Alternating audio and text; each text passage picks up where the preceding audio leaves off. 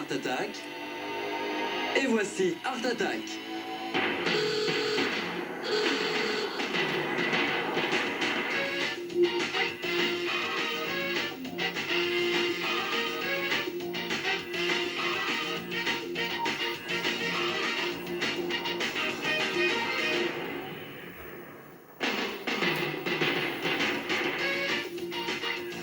Bonjour et bienvenue dans Art Attack, la grande émission artistique. On n'a pas besoin d'être un génie pour réaliser de grandes œuvres, alors à l'attaque de l'art, ou plutôt à l'attaque des sales petits monstres avant que ce ne soit eux qui nous attaquent.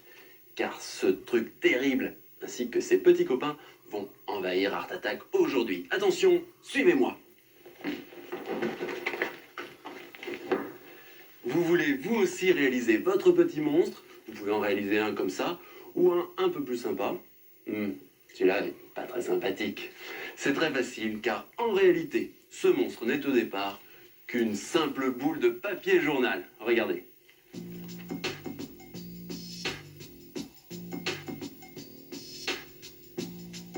Commencez par la tête du monstre. Avec 2 feuilles de papier journal, vous faites une boule de la taille d'une balle de tennis. Utilisez plein de rubans adhésifs pour que la boule garde sa forme. Prenez un crayon et percez 2 trous pour les yeux. Faites attention de ne pas vous blesser.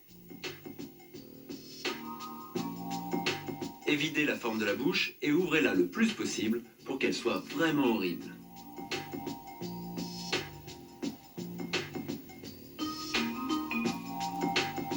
Et maintenant le corps. Il doit être beaucoup plus grand que la tête, alors écrasez davantage de feuilles de journal et attachez-les les unes aux autres. Donnez à votre boule une forme plus allongée et encore une fois, vous utilisez plein de rubans adhésifs pour que ce soit bien solide.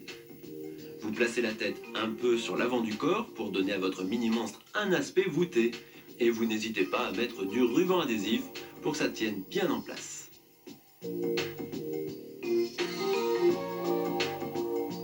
C'est bien attaché, vous avez maintenant une tête et un corps. Sauf que pour l'instant, ça ressemble plus à un ballon de Rubik qu'à un mini-monstre. C'est ce qu'on va voir, pas pour longtemps, car on va lui rajouter des bras, des jambes et une queue.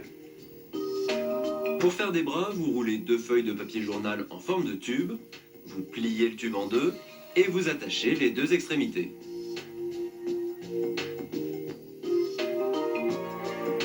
Vous en faites un autre exactement de la même manière.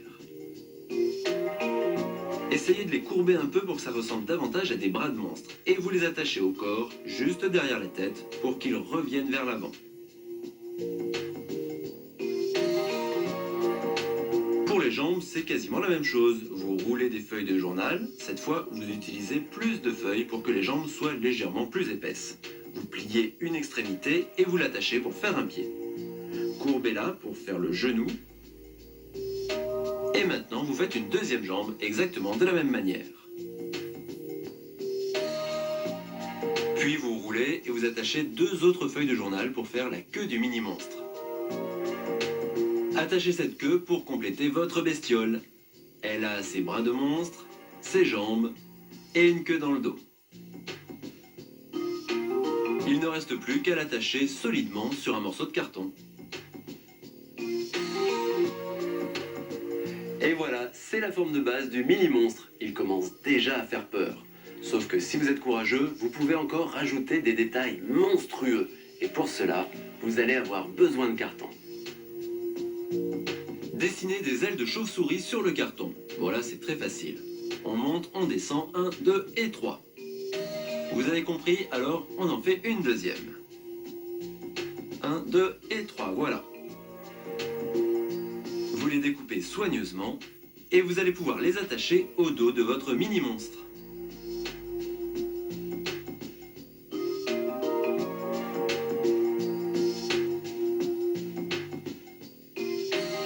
Vous pouvez aussi découper des cornes en carton, des griffes pour les mains et les pieds et vous les fixez.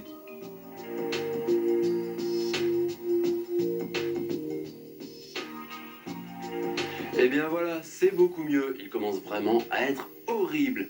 Et vous pouvez même découper la base en forme de flaque de sang naturellement.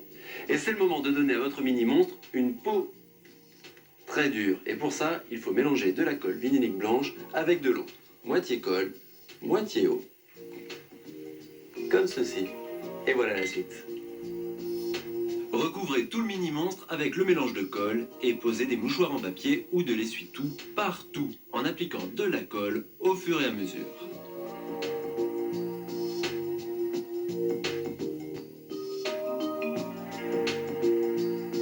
Assurez-vous de bien en mettre partout, dans tous les recoins. L'idéal, c'est de recouvrir l'ensemble du mini-monstre de 2 couches de mélange de colle et de papier.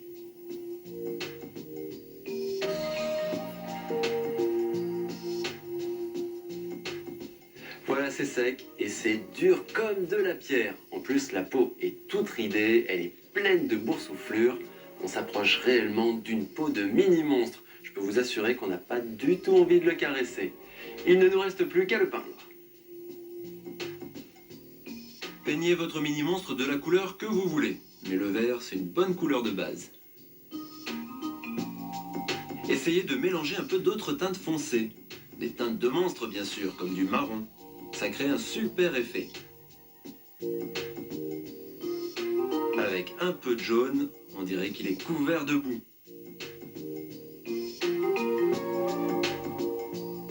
Rajoutez des détails. Peignez d'horribles verrues vertes. Sur les griffes, du blanc. Et bien sûr, un peu de rouge. C'est le sang sur les griffes.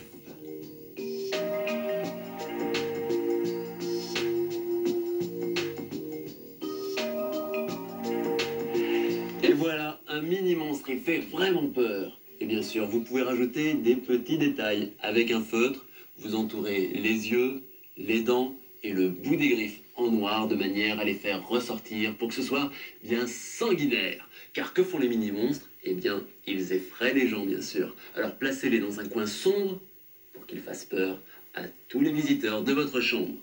Vous préférez les monstres gentils? Pas de problème, on en a un.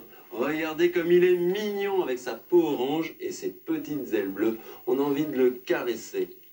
Et moi, j'aime bien les monstres vraiment monstrueux, c'est le cas de le dire. Et celui-ci, pour le rendre terrible, on lui a rajouté des bouts de carton, là, et puis sur toute l'épine dorsale, ici, ici, ici, ici, pour qu'il soit terrible. Quant au dernier, eh bien, il a carrément perdu la tête. Alors à vous de jouer, réaliser un mini-monstre. Bonjour, c'est moi la statue. Ces mini-monstres sont vraiment effrayants. Pour en faire un, faites une boule de journal avec 2 feuilles pour la tête. Faites des yeux et une bouche en faisant des trous avec un crayon. Faites un corps en journal et attachez la tête. Roulez et pliez 2 autres feuilles de journal pour les bras. Attachez des jambes en journal plus épaisses et une queue et placez le monstre sur une base en carton. Attachez d'autres morceaux de carton pour terminer la forme de base du monstre. Puis recouvrez-le de mélange de colle et de mouchoirs et peignez-le pour faire votre propre mini-monstre. Oh, c'est une horreur!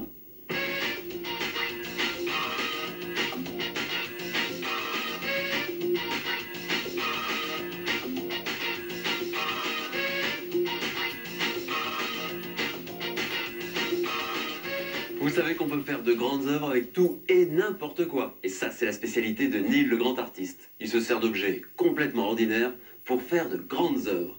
Et l'autre jour, il est allé au centre sportif. Malheureusement, c'était fermé pour travaux.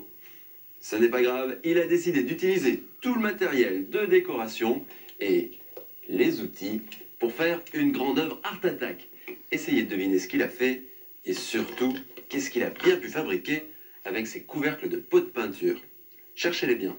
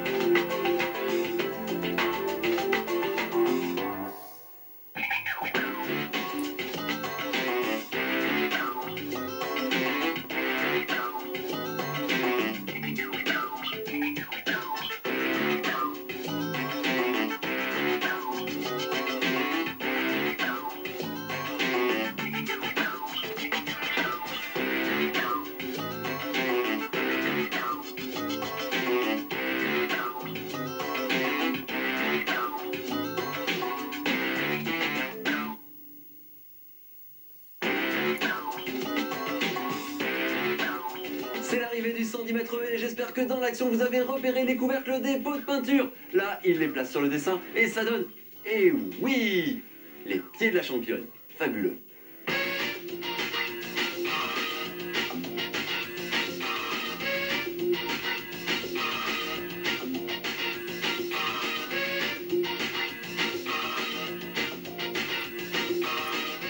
Attention, on va rentrer dans le domaine de l'illusion d'optique. Nous allons créer des lettres plates, mais tout le monde pensera qu'elles sont en relief. Et pour cela, tout ce dont vous avez besoin, c'est de papier de couleur et de 2 pastels. L'un des pastels doit être plus clair que le papier, comme ceci, et l'autre pastel doit être plus foncé. Et maintenant, regardez comment on va procéder. Avec un crayon, vous faites de grandes lettres épaisses. Là, on a les lettres A, B, C comme exemple. Pour donner l'illusion que les lettres sont en relief, comme si elles allaient sortir du papier, vous prenez un pastel clair et vous faites les bordures gauche des lettres ainsi que les bordures du haut.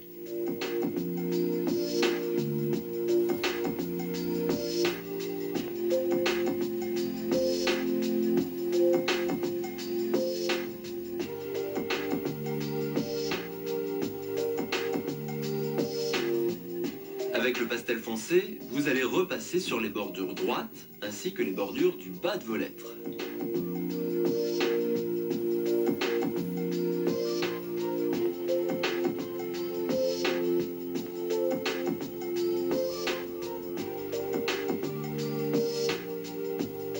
Et en quelques instants, vous obtenez des lettres en relief.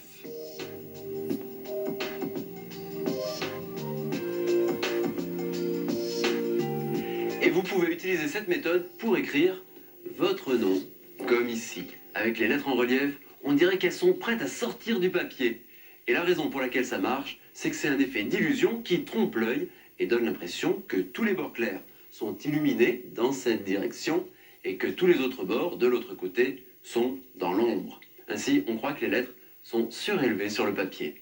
Alors bien sûr, vous pouvez faire des lettres en relief maison sur plein de choses différentes. Sur vos posters, par exemple. Regardez ce poster Art Attack qui a vraiment une bonne tête. Vous pouvez aussi décorer vos cahiers, ça fait très professionnel. Alors, à vous de jouer, créer des illusions d'optique en faisant des lettres en relief. Oh, c'est vraiment efficace. Souvenez-vous, prenez simplement une feuille de papier de couleur et tracez des grosses lettres. Puis servez-vous d'un pastel plus clair pour faire toutes les lignes gauches et supérieures sur chaque partie de vos lettres et un pastel plus foncé pour faire les lignes droites et inférieures sur chaque partie de vos lettres. Du relief très facile.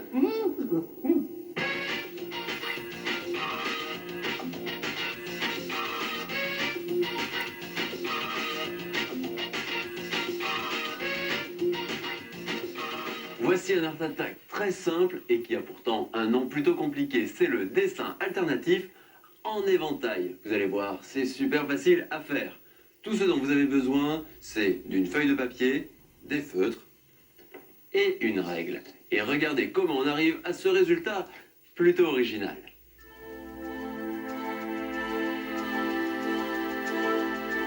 Prenez une feuille de papier à dessin et tracez des lignes avec une règle au travers de votre feuille, à environ une largeur de règle l'une de l'autre.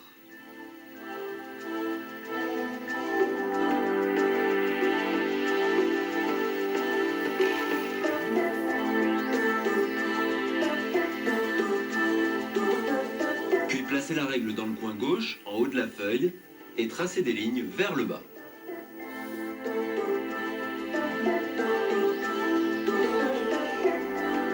Vous gardez la règle dans le coin gauche en haut en la tournant pour obtenir ce motif en éventail.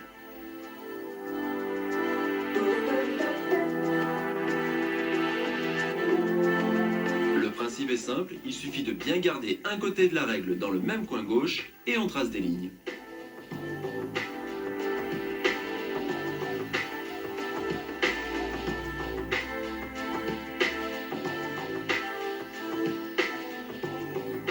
Voici donc notre motif en éventail. Sauf que maintenant, il faut lui donner un peu de couleur. Et pour cela, vous allez choisir 2 feutres de couleurs différentes. Et vous allez comprendre pourquoi j'appelle ça un dessin alternatif. L'idée, c'est de colorier chaque case d'une couleur différente en alternant. Donc on en fait une jaune, puis une rouge,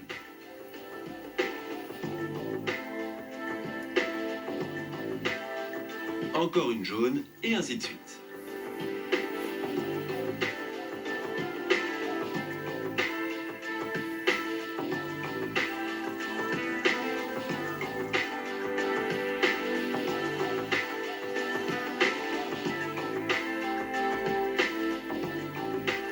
Vous avez colorié tout votre motif de la même manière, et bien voici le résultat. Un dessin alternatif en éventail. Pas mal, non? Mais maintenant que vous maîtrisez la technique, on ne va pas s'arrêter là, on va essayer une petite variation. Au lieu de tracer des lignes droites, vous dessinez des lignes qui sont légèrement arrondies sur un côté. C'est toujours la même chose, vous les faites à une largeur de règle l'une de l'autre.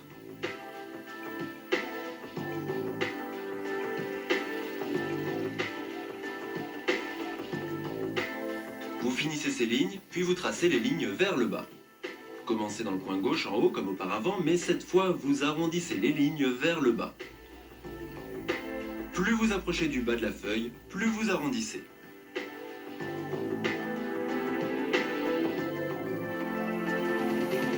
Enfin, vous coloriez le motif comme tout à l'heure, avec deux couleurs différentes. Vous coloriez bien sûr en alternance.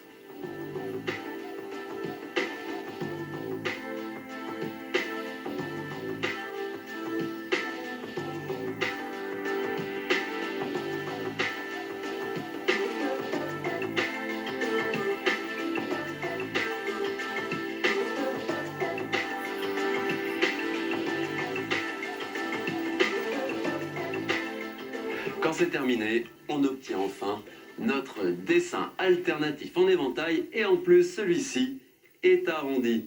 Je vous avais dit, malgré un nom un peu compliqué, la technique est super simple. Et en plus, vous pouvez varier les plaisirs. Vous pouvez jouer sur la couleur. Tiens, on reprend notre exemple du début et cette fois-ci, on travaille du bleu ciel, du bleu foncé. Et voici un autre dessin alternatif.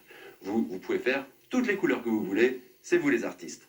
Vous pouvez aussi travailler les formes en zigzag comme ici, et ça donne un effet de drapeau qui flotte au vent, on dirait, tiens, le drapeau de fin de la course de Formule 1. C'est aussi l'annonce de la fin d'Art Attack. Enfin, pour aujourd'hui, car on revient bientôt avec plein de nouvelles idées. Au revoir, à bientôt. Salut!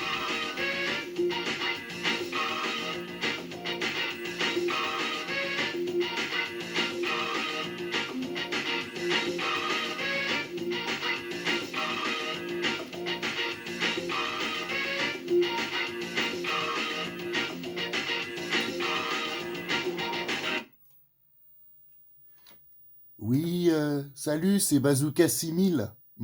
Je tenais à vous laisser un message pour cette vidéo. Vous êtes quand même nombreux à regarder mes vidéos d'Art Attack et je vous en remercie. Par contre, ce qui est bien dommage, c'est qu'il y a peu de j'aime dessus. Et ça serait vraiment gentil et sympa à chaque fois que vous regardiez les vidéos, si vous pouviez laisser un j'aime. Cela peut me motiver pour continuer. Voilà.